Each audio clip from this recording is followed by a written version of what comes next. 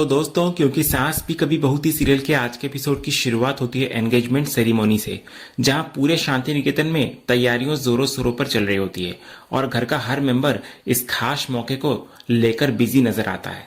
तभी नकुल सीढ़ियों से नीचे आते हुए फोन पर किसी से बात कर रहा होता है और किसी सामान को 2 मिनट में बाहर से कलेक्ट करवाने की बात करता है। उसी बीच रौनक डेकोरेशन वालों को एंट्रेंस पर फूल लगाने के लिए कहता है, लेकिन नकुल उसकी बात सुनकर वापस आ जाता है और उसको लगता है कि जहां फूल लगाए जा रहे हैं वहां भी डेकोरेशन अच्छा लग रहा है। तो इस बात पर दोनों भाइयों के बीच हल्की फुल्की नोकझोंक शुरू हो जाती है। रौनक साफ करता है कि एंगेजमेंट उसकी बहन की है, इसलिए उसे पता है कि डेकोरेशन कैसे होना चाहिए। वहीं नकुल भी मुस्कुराते हुए कहता है कि समायरा सिर्फ रौनक की नहीं बल्कि उसकी भी बहन है। इधर रौनक के हाथों में काफी सामान देखकर नकुल उसकी हेल्प करने के लिए कुछ सामान खुद ले लेता है। इस छोटे से पल में दोनों भाइयों की बॉन्डिंग साफ दिखाई देती है। उधर गौतम कैटरिंग वालों के साथ प्रिपरेशंस देख रहा होता है।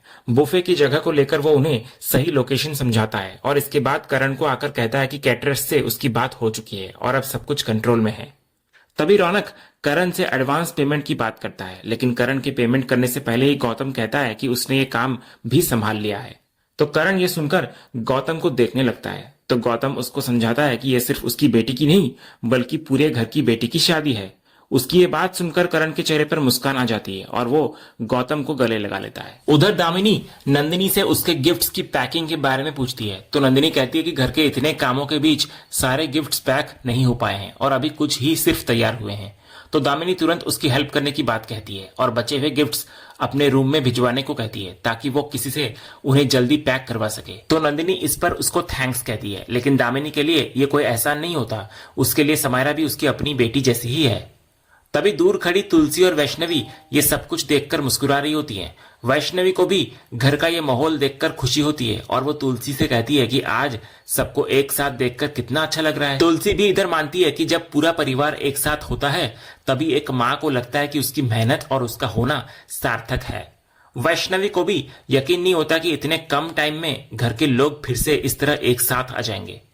इसी बीच रौनक परी से बात करते हुए नकुल के पास आता है और उसको फोन पकड़ाता है, तो नकुल भी खुशी से परी से बातें करता है और उसका हालचाल पूछता है। इसके बाद परी शायद नंदिनी से बात करना चाह रही होती है, तो नकुल फोन नंदिनी को जाकर देता है। नंदिनी भी परी से बात करने लग जाती है और फिर करण और गौतम भी बातचीत में शामिल हो जाते हैं। पूरा परिवार एक साथ परी से बात करते हुए काफी खुश नजर आता है। वहीं वैष्णवी तुलसी से अपनी शादी के समय की बात करती है। वो कहती है कि तब भी घर के लोग साथ थे जब उसकी शादी हो रही थी, लेकिन उनके दिलों में वो खुशी नहीं थी। लेकिन आज समायरा की शादी को लेकर टेंशन जरूर है, फिर भी पूरा परिवार दिल से एक साथ खड़ा है। लेकिन तुलसी के मन में अभी भी एक चिंता होती है। उसे लगता है कि ये साथ सिर्फ शादी तक सीमित नहीं होनी चाहिए। वो चाहती है कि ये खुशी और ये फैमिली बॉन्डिंग जिंदगी भर बनी रहे, तभी उसे लगेगा कि उसकी सारी मेहनत सच में सफल हुई। तभी घर का माहौल और खास हो जाता है क्योंकि सिद्धार्थ की पूरी फैमिली शांति निकेतन पहुंचती है। सुभाष आते ही सबसे पहले करण को गले लगाकर उसको बधाई देता है। अब जब दोनों समधी बनने वाले हैं तो वो इस रिश्ते की खुशी में करण को पूरे अपनापन के साथ गले लगाता है। तभी तृप्ति जानबूझकर तुलसी के पास जाती है और उसके पैर छूकर आशीर्वाद लेने की कोशिश करती है। तुलसी उसे ऐसा करने से रोकती है, लेकिन तृप्ति उसकी बात नहीं मानती और पैर छूकर आशीर्वाद ले ही लेती है। इसके बाद वो तुलसी के गले भी लग जाती है। फिर नंदिनी सबको अंदर आने के लिए कहती है। अगले सीन में तुलसी डाइनिंग एरिया में एंगेजमेंट की तैयारियों में लगी होती है। तभी तृप्ति वहां पहुंचती है और शांति निकेतन से दोबारा जुड़ने की खुशी के बहाने अपनी पुरानी यादों का जिक्र शुरू करती है।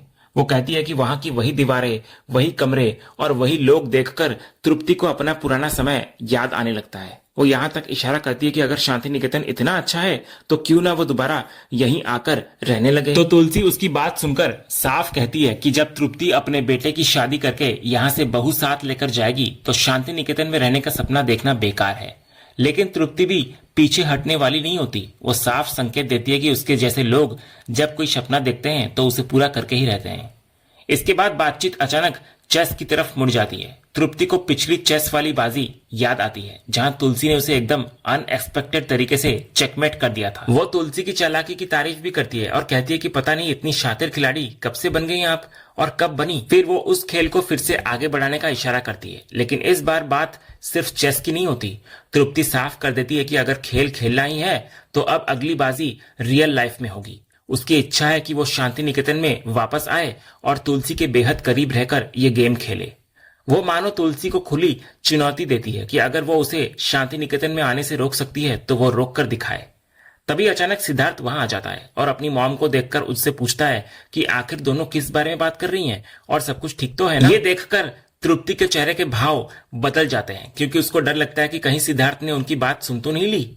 लेकिन इससे पहले कि बात आगे बढ़े, तुलसी बीच में संभाल लेती है। वो माहौल को नॉर्मल करते हुए कहती है कि यहाँ सब कितना अच्छा माहौल है और सभी खुशी खुशी सगाई का इंतजार कर रहे हैं। तुलसी ये भी साफ कर देती है कि जो कुछ पास्ट में हुआ उसकी परछाई आज की खुशी पर नहीं पड़नी चाहिए। इसके बाद वो तृप्ति की तरफ देखकर जैसे उसकी सहमति लेना चाहती है कि अब चिंता करने की कोई बात नहीं होनी चाहिए। तो तृप्ति इस बात का सीधा जवाब नहीं देती, बल्कि अपने बेटे सिद्धार्थ को ही समझाती है कि तुलसी बिल्कुल सही कह रही है और अब चिंता की कोई जरूरत नहीं है। वो सिद्धार्थ से कहती है कि सगाई की रस्में शुरू होने वाली है, इसलिए वो जाकर तैयार हो जाए। तो सिद्धार्थ वहां से निकल जाता है। तभी इधर तुलसी तृप्ति को साफ तौर पर सावधान करती है कि इस बार जो खेल शुरू हुआ है वो उसके लिए भारी पड़ सकता है। लेकिन तृप्ति भी पीछे हटने वाली नहीं होती। वो साफ कहती है कि अभी तो सिर्फ शुरुआत हुई है और इतने सालों बाद लौटकर वो आई है तो इस बार पूरा खेल खत्म करके ही रहेगी। तो तुलसी भी उसे जवाब देते हुए इशारा करती है कि इस खेल का अंत चाहे किसी के लिए भी हो, तृप्ति को इसका खामियाजा खुद भी भुगतना पड़ सकता है। लेकिन तृप्ति का कहना होता है कि अब वक्त ही बताएगा कि आखिर इस खेल में कौन खत्म होगा। इसके बाद तृप्ति समायरा को बुलाने के लिए कहती है और एंगेजमेंट की रस्म शुरू करने की तैयारी होती है। अगले सीन में समायरा को तैयार करके नीचे लाया जाता है और वो स्टेज पर जाकर बैठ जाती है। कुछ ही देर बाद सिद्धार्थ भी उसके पास आकर बैठ जाता है। इधर पंडित जी दोनों की सगाई की रस्म शुरू करने की तैयारी करते हैं। समायरा की तरफ नंदिनी और करण खड़े होते हैं, जबकि सिद्धार्थ की तरफ सुभाष और तृप्ति मौजूद रहते हैं। इसी बीच तृप्ति के हाथ में फलों की एक टोकरी भी होती है। रस्म शुरू होने ही वाली होती है कि तभी एंट्रेंस की तरफ से अचानक एक महिला की आवाज आती है और वो रस्म को रोकने के लिए कहती है। उस महिला को देखते ही तृप्ति के चेहरे का रंग उड़ जाता है। वो महिला फिर धीरे धीरे घर के अंदर आती है और घबराहट में तृप्ति के हाथ से फलों की टोकरी छूटकर नीचे गिर जाती है। उसमें से एक एप्पल लुढ़कता हुआ सीधे उस महिला के पैरों के पास जाकर रुकता है। वो महिला एप्पल को उठाती है, उसे अपने सिर से लगाकर प्रणाम करती है और फिर पास खड़े स्टाफ मेंबर को दे देती है। तभी पता चलता है कि ये महिला कोई और नहीं बल्कि सुभाष की बड़ी बहन है। तो सुभाष तुरंत आगे बढ़कर अपनी दीदी के पैर छूता है और उन्हें इस तरह अचानक यहाँ देखकर हैरानी जताने लगता है। सिद्धार्थ भी उनके पास जाकर उनका आशीर्वाद लेता है। इसके बाद तृप्ति भी उनके सामने पहुंचती है और उनके आने के बारे में पूछती है कि वो यहाँ कैसे। तो दीदी भाई उसे पैर छूने के लिए पहले कहती है, जिसके बाद तृप्ति को भी उनके पैर छूना पड़ता है। लेकिन इसके तुरंत बाद दीदी भाई तृप्ति से नाराजगी जताती है। उन्हें इस बात का बुरा लगा होता है कि तृप्ति अपने बेटे की सगाई कर रही है और उन्हें बुलाना तो दूर, इसकी खबर तक नहीं दी गई। वो सुभाष से भी यही शिकायत करती है कि आखिर उसने भी उन्हें इस खास मौके के बारे में क्यों नहीं बताया। तो सुभाष कहता है कि सब कुछ अचानक से हो गया, इसलिए उसे उन्हें बताने का मौका ही नहीं मिल पाया। तो दीदी भाई उसकी बात को समझती है, लेकिन साथ ही ये भी कहती है कि आखिर वक्त पर तुलसी का फोन आ गया, जिसकी वजह से वो यहाँ पहुंच पाई। इसके बाद वो तुलसी के बारे में पूछती है कि आखिर तुलसी है कौन। तभी पीछे से तुलसी खुद सामने आकर अपना परिचय देते हुए कहती है कि वो समायरा की दादी है तुलसी। वो दीदी भाई से कहती है कि उन्हें कैसे नहीं बुलाती वो, क्योंकि बच्चों को आशीर्वाद देने के लिए उनका आना जरूरी था। ये सुनकर तृप्ति हैरान नजर आती है और तुलसी से जानना चाहती है कि क्या उन्होंने ही दीदी भाई को बुलाया है। तुलसी साफ कर देती है कि हाँ, उसने ही उन्हें बुलाया है। सुभाष भी हैरानी से तुलसी से पूछता है कि वो उसकी बड़ी बहन को कैसे जानती है। इसके बाद कहानी फ्लैशबैक में चली जाती है। फ्लैशबैक में नंदिनी और दामिनी समायरा को एंगेजमेंट के लिए खरीदे हुए गिफ्ट्स दिखा रही होती हैं। नंदिनी एक गिफ्ट दिखाकर समायरा से पूछती है कि ये सुभाष जी के लिए कैसा रहेगा, तो समायरा को वो गिफ्ट अच्छा लगता है। इसके बाद दामिनी समायरा के लिए उसकी होने वाली सासू माँ का गिफ्ट दिखाती है। फिर नंदिनी कुछ और गिफ्ट्स निकालकर कहती है कि इनमें से एक सिद्धार्थ के लिए है और अगर सुभाष जी के कोई रिश्तेदार या फ्रेंड्स सगाई में आए तो उनके लिए भी गिफ्ट्स तैयार रखे गए हैं। तभी वैष्णवी समायरा को शाम के फंक्शन से पहले आराम करने के लिए कहती है। ये सब कुछ इधर तुलसी सुन रही होती है। समायरा जब वहां से गुजरती है तो तुलसी उसको रोककर सुभाष जी के परिवार में सबसे बड़े मेंबर के बारे में पूछती है। तुलसी की चिंता यह होती है कि जब घर में सबके लिए शगुन तैयार किया जा रहा है तो अगर सुभाष जी से भी कोई बड़ा है तो उसके पद के हिसाब से शगुन रखना पड़ेगा। तो समायरा कहती है कि उसे एग्जैक्ट आइडिया नहीं है, लेकिन सिद्धार्थ अक्सर अपनी एक बड़ी बुआ के बारे में बताता है जो कोलकाता में रहती है। वो ये भी कहती है कि उनकी सिद्धार्थ की मॉम से ज्यादा नहीं बनती और उनका स्वभाव काफी स्ट्रिक्ट है। फिर यहीं पर फ्लैशबैक खत्म होता है और वापस एंगेजमेंट सेरेमनी में सीन आता है। तुलसी सुभाष को समझाती है कि अब जब उन्हें पता चला है कि दीदी भाई उसकी बड़ी बहन है तो वो उन्हें कैसे नहीं बुलाती।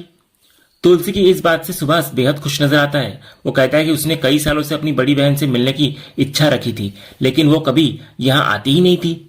इस पर दीदी भाई भी अपने अंदाज में कहती है कि बिना बुलाए वो कैसे आती, क्योंकि उन्हें बुलाने वाला भी तो कोई नहीं था।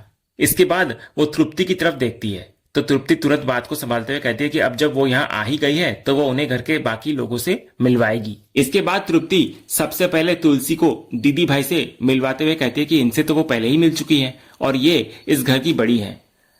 तभी तुलसी दीदी भाई से बंगला में समायरा को आशीर्वाद देने के लिए कहती है। दीदी भाई भी खुशी से इसके लिए तैयार हो जाती है। तृप्ति ये देखकर थोड़ा चौंकती है तो तुलसी उसे अपने अंदाज में कहती है कि कुछ गुजराती लोग बांग्ला भी बोल सकती हैं। इसके बाद तृप्ति दीदी भाई को पूरे परिवार से मिलवाती है और घर के सभी लोग उनका नमस्ते करके स्वागत करते हैं। वहीं तुलसी थोड़ी दूर अकेली खड़ी होकर मुस्कुरा रही होती है। तभी तृप्ति उसके पास आती है और उसे कुछ देर के लिए साइड में चलने को कहती है। साइड में आते ही तुलसी को तृप्ति सवाल करती है कि आखिर वो कर क्या रही है।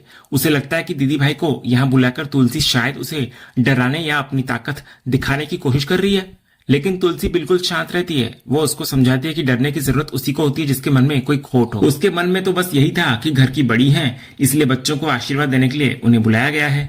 तो तृप्ति को तुलसी की ये बात एक सीधी चुनौती जैसी लगती है, लेकिन तुलसी भी साफ करती है कि वो कोई चुनौती नहीं दे रही है बल्कि उसका खेल खेल रही है। इतना बोलकर तुलसी वहां से चली जाती है।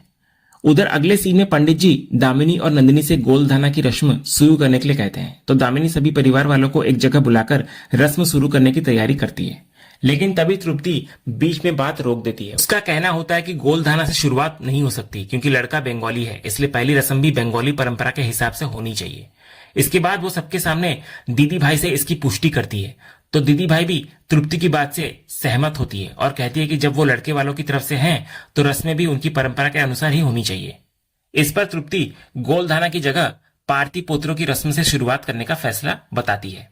ये देखकर करण परेशान हो जाता है। उसे लगता है कि ये सब तुलसी की वजह से हो रहा है, क्योंकि बिना किसी से पूछे उन्होंने उस बंगाली लेडी को यहाँ बुला लिया और अब एंगेजमेंट की रस्में भी बदल रही हैं।